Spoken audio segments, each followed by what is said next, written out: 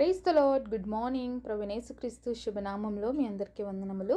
ఎలా ఉన్నారండి? అందరూ బాగున్నారా? దేవుని మహాకృపను బట్టి మీరందరూ క్షేమంగా ఉండాలని అనుదినం దేవుడి సన్నిధిలో మీ అందరి కోసం ప్రార్థన చేస్తున్నాను. చిన్న ప్రార్థనతో దేవుడి మాటల కొరకు మన హృదయాల్ని సిద్ధపరచుకుందామా?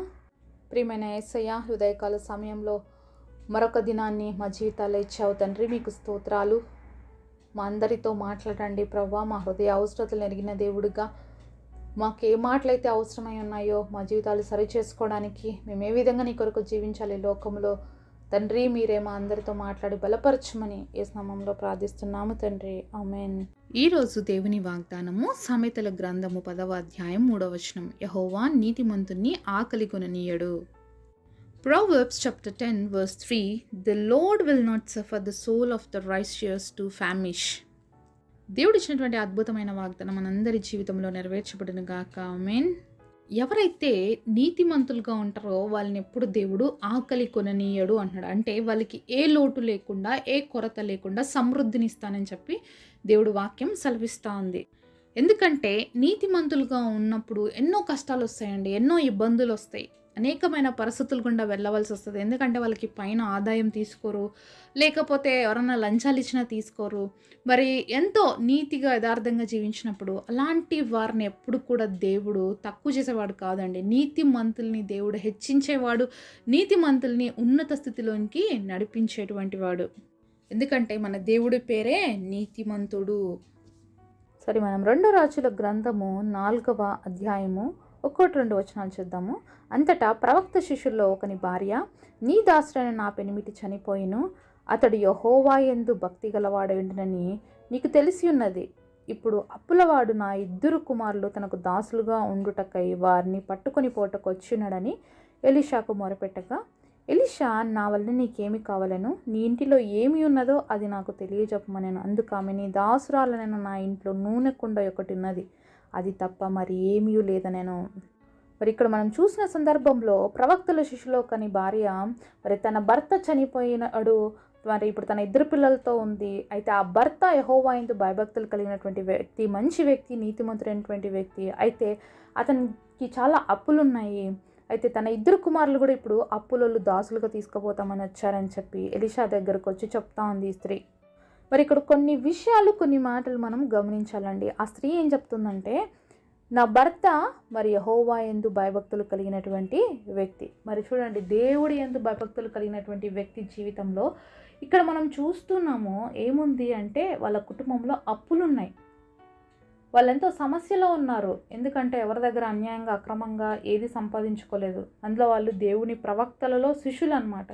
కాబట్టి వాళ్ళ పరిస్థితి ఏ విధంగా ఉందంటే అప్పులతో ఉన్నారు. అంతేకాకుండా మరి 2 కుమారులు ఉన్నారు. మరి ఇప్పుడు తన భార్య ఒంటరి అయిపోయింది, అతను అయితే చనిపోయాడు. అలాంటి చాలా కష్ట పరిస్థితిలో ఉన్నారు. మరి వేదనకరమైనటువంటి పరిస్థితిలో ఉన్నారు. అయితే మరి ఆ యొక్క మరి ప్రవక్త శిష్యుడి యొక్క భార్య మనుషుల దగ్గరికి వెళ్ళలేదండి. తను ఎవరి దగ్గరకు వచ్చింది తెలుసా? దేవుని ప్రవక్త దగ్గరకు వచ్చింది. తనకి తెలుసు తను నమ్ముకున్న దేవుడు, తన భర్త నమ్ముకున్నటువంటి దేవుడు ఎంత గొప్పవాడో, ఎంత భయభక్తులు కలిగి ఉన్నటువంటి ఆ వ్యక్తి మరి తన కుటుంబంలో ఈ కొరత ఉన్నప్పటికీ కూడా ఏ రోజు కూడా దేవుని విడిచిపెట్టినటువంటి వ్యక్తి. కాబట్టే ఆ స్త్రీ ఎవరి దగ్గరకో మనుషుల దగ్గరికి వెళ్ళి సహాయం అడగట్లేదు కానీ దేవుని యొక్క ప్రవక్త దగ్గరకు వచ్చి చెప్తుంది తన పరిస్థితి అంతటిని. ఈరోజు చాలాసార్లు మన జీవితాల్లో వచ్చే శ్రమలు, కష్టాలను బట్టి మనము నీతిమంతులుగా ఉండడానికి ఇష్టపడమండి. ఎందుకంటే నీతిమంతులుగా ఉంటే ఇది చేయకూడదు, అది చేయకూడదు, మరి అది చేస్తే తప్పు, ఇది చేస్తే తప్పు అని చెప్పి చాలామంది ఈరోజు దేవుడి మార్గంలో యథార్థంగా నడవడానికి ఇష్టపడట్లేదు. అంతేకాకుండా దేవుడు అన్నీ ఇస్తే దేవుని వెంబడిస్తున్నారు, దేవుడు ఇవ్వకపోతే మరి దేవుని విడిచిపెడుతున్నారు. కానీ ఈ ప్రవక్త శిష్యుల్లో ఉన్నటువంటి వ్యక్తి, అలాగే తన భార్య, తన 2 బిడ్డలు కూడా మరి దేవుని యందు భయభక్తులు కలిగినటువంటి వారుగా ఉన్నట్లుగా మనం చూస్తున్నాం. కాబట్టి దేవుడు ప్రవక్త దగ్గరకు వచ్చి వాళ్ళకున్న సమస్యని చెప్తున్నారు. అయితే ప్రవక్త అయినటువంటి ఎలీషా అడుగుతున్నారు, సరే అమ్మా, నా దగ్గర ఉన్న డబ్బులు నీకు ఇచ్చేస్తాను, లేకపోతే నా దగ్గర ఏమేమి ఉన్నాయో అవన్నీ తీసుకుపోయి అప్పులు కట్టే అని చెప్పాడా అండి? ఇక్కడ అలా చెప్పలేదే. మొదటిగా ఏమడుగుతున్నట్టంటే ఇక్కడ ప్రవక్త అయినటువంటి ఎలీషా, అమ్మ నీ దగ్గర ఏముంది, మీ ఇంట్లో ఏముంది అని అడుగుతున్నప్పుడు ఆమె అంటుంది, మరి నా దగ్గర నూనె కుండ ఒకటి ఉంది అయ్యా అని చెప్తుందనమాట. అయితే వెంటనే ఏం చెప్తున్నాడంటే, ఇరుగు పొరుగు వాళ్ళ దగ్గరికి పోయి ఎంప్టీగా ఉండేటువంటి పాత్రలన్నీ ఇప్పించుకొని, నీ దగ్గర ఉన్నటువంటి నూనెలో కొంచెం కొంచెం వేయి, తలుపు వేసుకొని మీరు ఆ పాత్రలన్నిట్లో కొంచెం కొంచెం నూనె వేయండి అని చెప్పినప్పుడు, అలాగే వాళ్ళు తలుపు వేసుకొని మరి ఆ పాత్రలన్నిట్లో నూనె నింపుతూ ఉన్నారు. ఇక్కడ తలుపులు వేసుకొని అంటే మనము తలుపు వేసుకొని ప్రార్థన చేయాలని చెప్పి దేవుడు వాక్యంలో చూస్తామండి. సరే, మత్తయి సువార్త 6వ అధ్యాయం 6వ వచనం, నువ్వు ప్రార్థన చేయనప్పుడు నీ గదిలోకి వెళ్ళి తలుపు వేసి రహస్యమందు నీ తండ్రికి ప్రార్థన చెయ్యము, అప్పుడు రహస్యమందు చూచి నీ తండ్రి నీకు ప్రతిఫలం ఇచ్చును. అలాగే 2 రాజుల గ్రంథము 4వ అధ్యాయము 4వ వచనం చూద్దాం. అప్పుడు నీవు నీ ఇంటిలోకి వచ్చి నీవును నీ కుమారులు లోపల నుండి తలుపు మూసి ఆ పాత్రలన్నిట్లో నూనె పోసి నిండినవి ఒక తట్టు ఉంచమని ఆమెకు సెలవియ్యగా. సో మత్తయి సువార్తలో మనం చూస్తున్నట్లుగా తలుపు వేసుకొని ప్రార్థన చేయండి అన్నాడు. ఇక్కడ ప్రవక్త అయినటువంటి ఎలీషా ఏం చెప్తున్నాడు తెలుసా, నువ్వు నీ కుమారులు లోపల ఉండి తలుపు వేసేసుకోండి అని చెప్తున్నాడు అనమాట. మీరు ఎప్పుడైతే ఆ పాత్రలోకి నూనె పోస్తారో ఆ పాత్రలన్నీ కూడా నింపబడతాయి. నింపబడుతున్నటువంటి ప్రతి పాత్రను ఒక వైపు ఉంచండి అని చెప్తున్నాను అనమాట. ఇందులో ఆత్మీయ మర్మం చాలా ఉందండి. మరి నూనె అనేది పరిశుద్ధాత్మ దేవుడికి సాదృశ్యంగా ఉంది. ఇక్కడ ప్రవక్త చెప్తున్నాడు, నీ కుమారులను బయటపెట్టి నువ్వు మాత్రం లోపలుండి మరి ఫిల్ చేయమ్మా ఆయిల్ అందులో ఎంటీ వెజల్స్లో అని చెప్పట్లేదండి. నువ్వు నీ కుమారు లోపలికి వచ్చి తలుపు వేసుకోండి అని చెప్తున్నాడు. అంటే ఈరోజు మన జీవితాల్లో క్షేమం ఉండాలి, మన జీవితాల్లో మనము సమృద్ధిగా కలిగి ఉండాలి అన్నప్పుడు మన జీవితాల్లో ఏముండాలి తెలుసా, కుటుంబ ప్రార్థన ఉండాలి. ఇక్కడ మరి ఆ కుటుంబం అంతా లోపలికి వెళ్ళి తలుపేసుకున్నారు, నూనె నింపుతూ ఉన్నారు. అప్పుడు ఏమైందంటే ప్రతి పాత్ర నింపబడుతూ వచ్చింది. ఈరోజు మీ కుటుంబంలో ఎవరైనా ఎంప్టీగా ఉన్నారా, దేవుని ఆత్మచేత నింపబడిన స్థితిలో ఉన్నట్లయితే మరి నింపబడినటువంటి అనుభవంలో ఉన్నటువంటి మనము, పరిశుద్ధాత్మ చేత నింపబడి నడిపించబడుతున్న మనము, వారు మనతో సహవాసం చేస్తే వాళ్ళు కూడా దేవుని ఆత్మచేత నింపబడతారు. కాబట్టి కుటుంబముగా ప్రార్థన చేసినప్పుడు, కుటుంబముగా కలిసి దేవుడి సన్నిధిలో మనం కనిపించినప్పుడు సమృద్ధిని చూస్తామన్నమాట. ఇక్కడ వీళ్ళ దగ్గర ఉన్నటువంటి పాత్రలన్నీ కూడా ఇప్పుడు నూనెతో నింపబడుతూ ఉన్నాయన్నమాట. అన్నీ కూడా పాత్రలు నింపబడి ఉన్నాయి. ఇంకా వాళ్ళ అమ్మ అడుగుతుంది, ఇంకా ఏమైనా ఉన్నాయా ఆ పాత్రలు అంటే, వాళ్ళ కుమారులు ఇంకేమీ లేవు అన్నప్పుడు అప్పుడు ఆ నూనె ఆగిపోతుంది అన్నమాట. తిరిగి ఆ స్త్రీ ప్రవక్త అయినటువంటి ఎలీషా దగ్గరకు వచ్చి, అయ్యా మాకు ఎంటీ వెజల్స్ అన్నీ కూడా మేము ఇప్పించుకున్న నింపబడినాయంటే, ఇప్పుడు ఈ ఆయిల్ అంతా కూడా అమ్మేసి నీ అప్పులు తీర్చుకోమని చెప్పాడు. కాబట్టి ఈరోజు ఇంకొక విషయాన్ని మనం ఇక్కడ నేర్చుకుంటాము. ఆమె దగ్గర కలిగి ఉన్న దాన్నే ఆస్వాదించాడు దేవుడు.